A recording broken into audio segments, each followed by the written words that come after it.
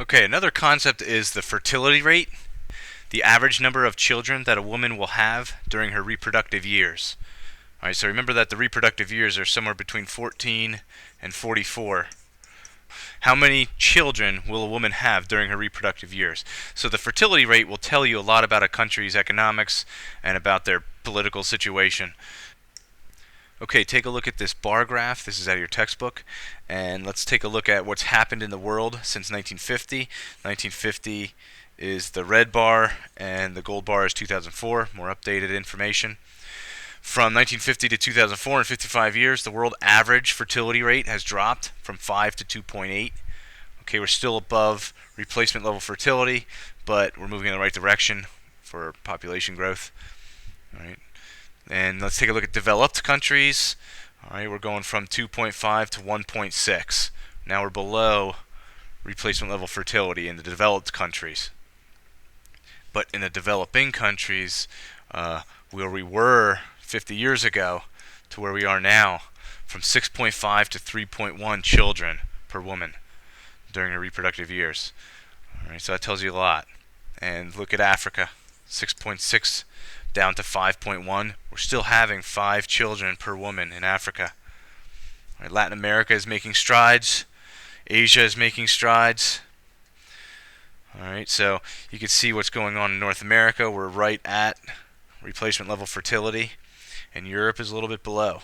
All right, maybe they're moved into the post-industrial phase, a lot of those countries. So the fertility rate tells you a bit about the economics, the way of life, specifically a developed country versus developing country.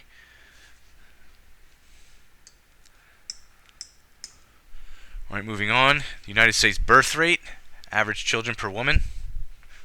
Looking at this graph, all right, this is pretty cool. The United States birth rate over time from the 1920s dropped. Okay, we hit a low down here in the 1930s, so you can think about what was going on. All right, we're coming out of World War I and the Great Depression. All right, and then coming out of that, the New Deal, FDR's New Deal, and World War II, and the boom in population. Okay, the baby boom. Right after the war, that population really exploded and hit a peak somewhere around late 1950s. All right, that baby boomer generation, of which my father was a part of. All right, and then you have this downturn. What happened? All right, it's nothing really happened. We call this the baby bust. Not that anything really happened, but this was an anomaly. Okay, the baby boom was an anomaly. So just getting back to normal. All right, we had what's called the baby bust. In the 1960s and 70s, you get into the oil crisis. Okay, there was things going on in the early 1970s, Vietnam. Right, there was this baby bust, but really just getting back to normal. We actually went below the replacement level fertility for a while, and then grew back to where it should be. All right, somewhere around 2.1 babies per woman, the birth rate, replacement level fertility. Where are we going in the future of America? Hopefully we stick right around that 2.1 replacement level fertility. Okay, so let's talk a little bit about replacement level fertility. All right, what I'm talking about is if my wife and I are going to replace ourselves on Earth, we are going to have 2 children. All right, my wife and I are 2 people. We're going to replace ourselves on the planet. That's 0% population growth. That's a stable population. So that's what we should strive for, something called replacement level fertility.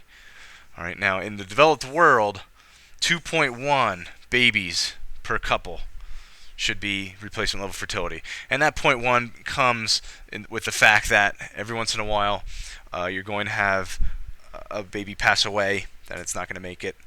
So you throw in the mortality rate in there. And so 2.1 becomes the replacement level fertility in the developed world.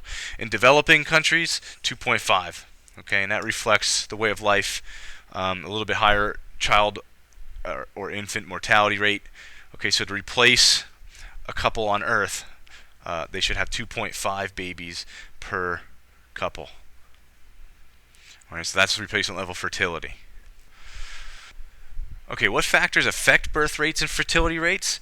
All right, what's going to impact the number of babies a woman has? All right, it's obviously going to start with the cost of raising and educating children, where education is available. All right, the status of women is going to make a difference in birth rates and fertility rates. Okay, the mortality rate is going to make a difference. You're going to have more babies where the mortality rate is greater.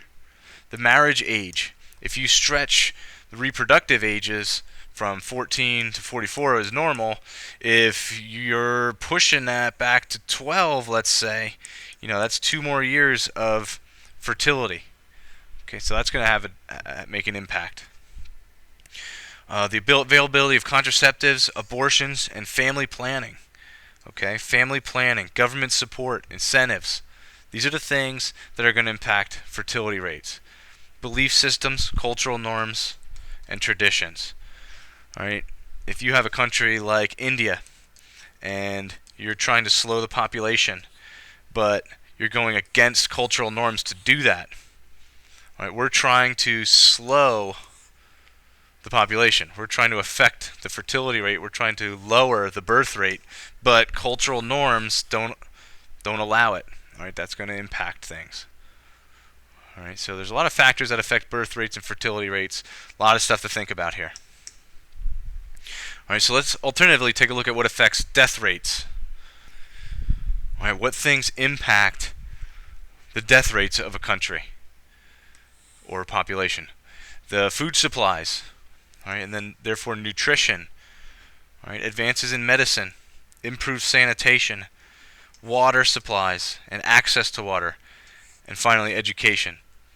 Those are the main things that affect death rates. All right, when we talk about death rates, we can separate infant and child mortality rate. Infant mortality rate is the mortality rate of babies up to 1 year old.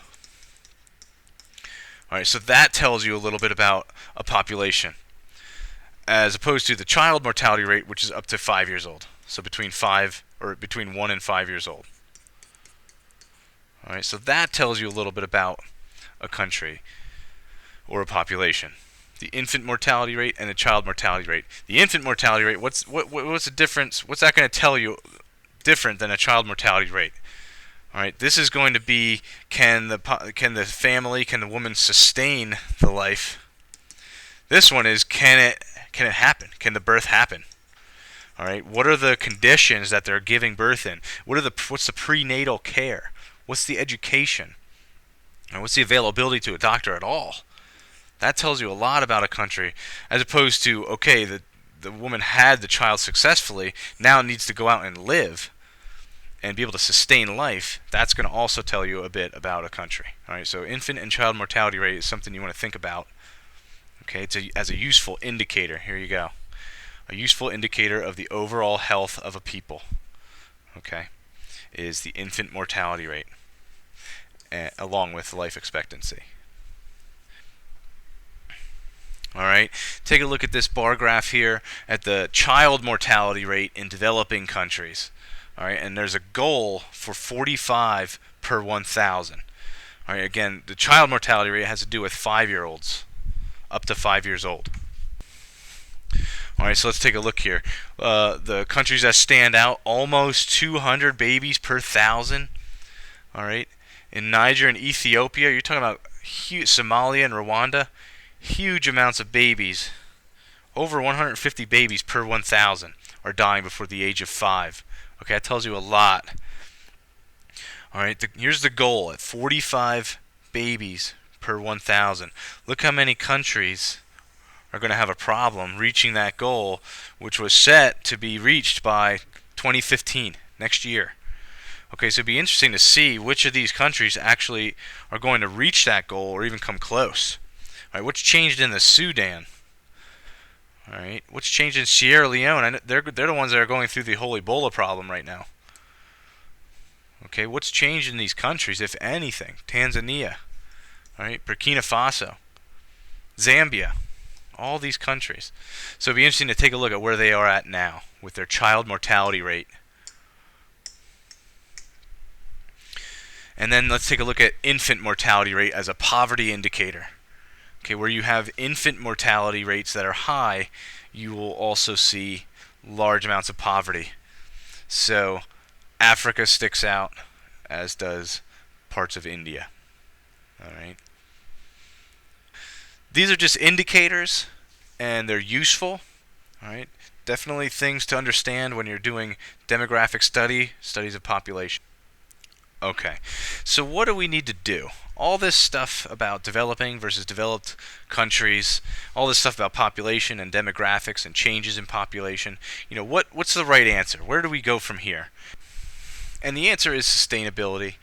All right, we need to make sure that future generations, no matter what country you're in, has the modern day conveniences that we have. We need to make sure that developing countries make the right choices as they move towards developed to sustain a future population that's going to be larger than the one we have now. All right, we have 7+ billion people now. If there's going to be 9+ billion people in just a few years, we need to make sure that that population and their lifestyle is sustainable. Meaning, at 14 billion people, they have what we have.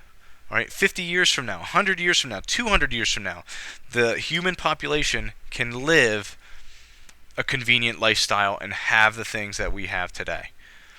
All right, so an environmentally sustainable society meets the current needs of its people for food, clean water, clean air, shelter, and other basic resources without compromising the ability of future generations to meet their needs. That's what it means to live sustainable. All right, we don't do that. We need to think about the waste that we produce. All right, we need to think about our own carbon footprints and our own human footprints. Where can we cut back? Where can we make sure that we're not draining the resources of the planet so that future generations can meet their needs? In order for that to happen, in order for sustainable lifestyles to occur, social standards, economic standards, and the environment need to work together. All right, and you see in the center there it says for sustainability to occur, those three portions or those three parts of our world need to work together.